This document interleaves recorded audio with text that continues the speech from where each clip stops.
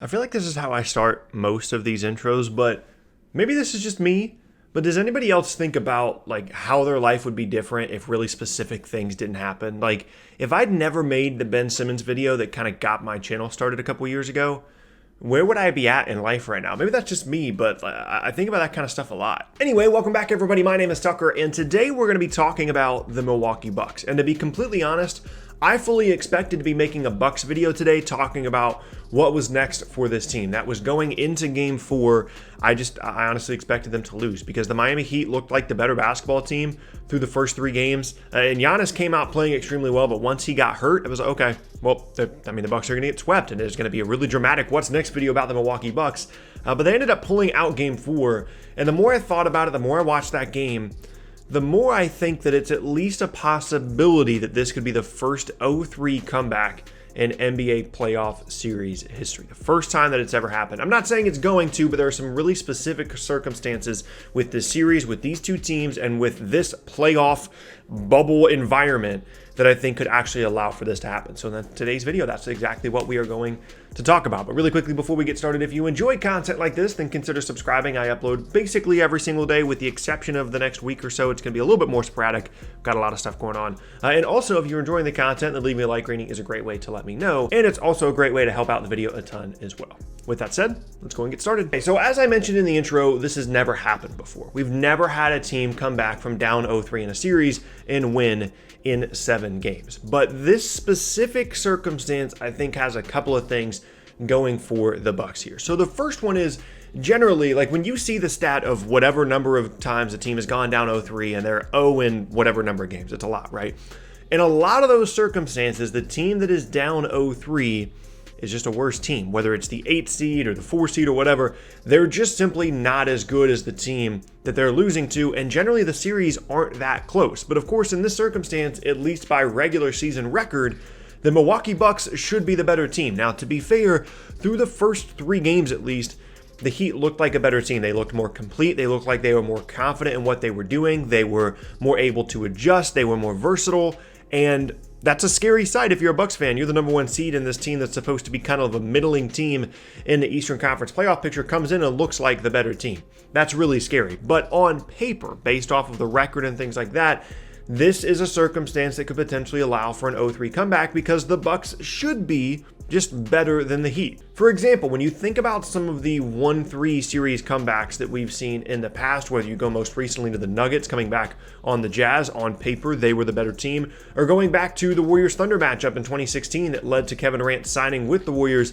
that offseason, the Warriors were the better team, but the Thunder had played better through 4 games, and they were able to come back from a 1-3 series deficit. So was there really that big of a difference between that and an 0-3 series deficit? Now, it's going to take some crazy performances. Like, again, when you go back to that Thunder-Warriors series, Klay Thompson saved the Warriors in one of those games and was able to bring them back in a game that they probably should have lost, and they never should have been able to come back in that series. So it's going to take a lot from this team, but on paper, it seems like it's possible. And the other part of this is, it's not like the Bucks are getting destroyed. Yes, games 1 and 3 weren't all that close, but game 2 specifically easily could have gone the Bucks' way. The officiating at the end of that game on both sides was really, really bad, and the Heat deserved to win the game at the end of the day, but it very easily could be 2-2 right now in this series if that game 2 goes a different way. Now, ultimately, the Heat ended up winning 3 of the games, and they easily could have won game 4 yesterday as well. So I don't want to take anything away from the Heat or from what they're doing, but still, it's not like the Bucks are getting absolutely blown out in these games, and they're at least close, even though, like I said, through the first 3 games,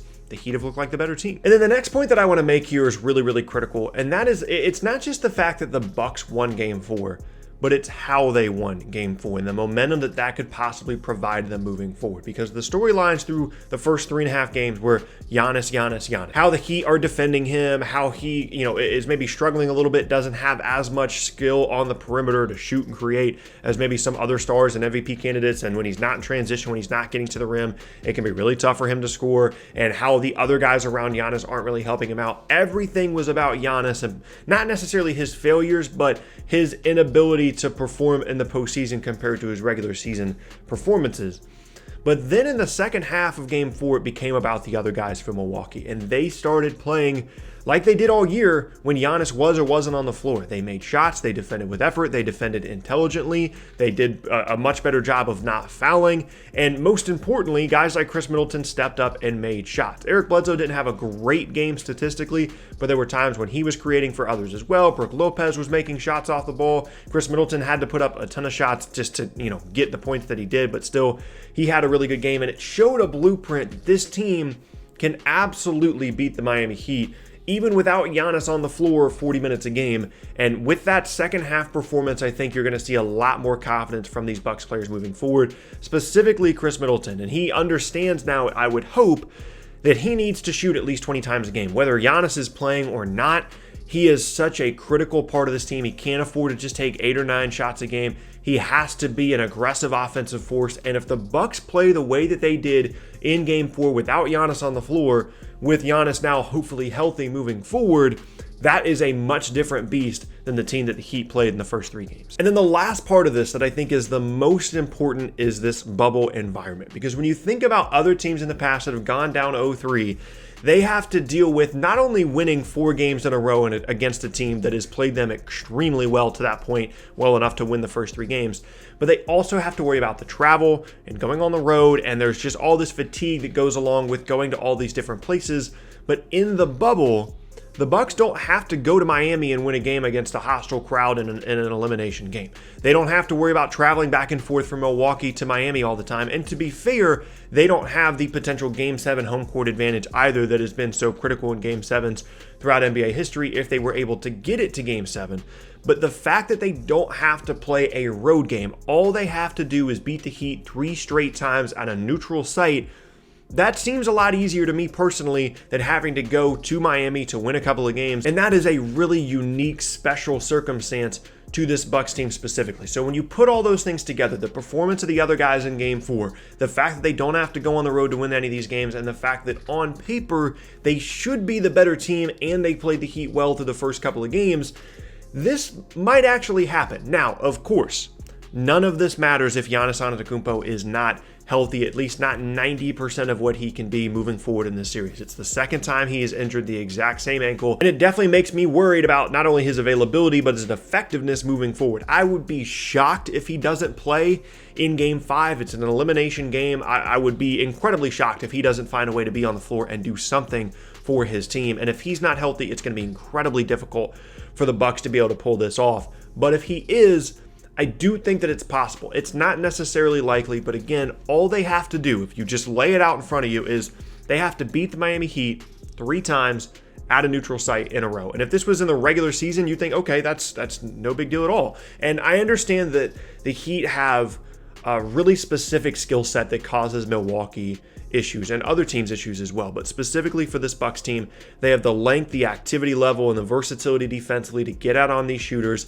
They understand how to defend Giannis. They build a wall. And if they get beat by these other guys making shots off the ball, they're okay with it. They're just not going to let Giannis beat them by himself. And at the beginning of that game yesterday, he was on a complete mission, and they were still up in the game because the other guys weren't making shots. And Bam Adebayo has been playing incredible for them. I understand all the things that the Heat do well in order to cause this Milwaukee team a ton of issues, but I can't help but think that it might be possible. And 2 days from now, I might be making a video talking about what's next for the Bucks. They completely lay an egg in Game 5. Giannis might not even play in Game 5. I don't know. Again, I'm not saying this is going to happen. I'm just saying that if you're looking at all of the different circumstances throughout NBA history in which a team went down 0-3, I think this is the most likely scenario in which a team actually is able to come back and win the series. And the only thing that makes me incredibly nervous is, of course, the health of Giannis. If he never twisted his ankle in Game 4 and everything went the exact same way that it did in Game 4, I'd feel even more confident. But right now, I'm really interested and intrigued, and with every single game that the Bucks end up winning moving forward, if they're able to win anymore, the pressure only increases on this Heat team. It'll be interesting to see how they handle that. But yeah, that's going to be the end of today's video, and I thank you all very much for watching. Once again, my name is Tucker. If you missed any of my previous videos, then be sure to check out the boxes on screen. Thanks again, and I'll see you all next time.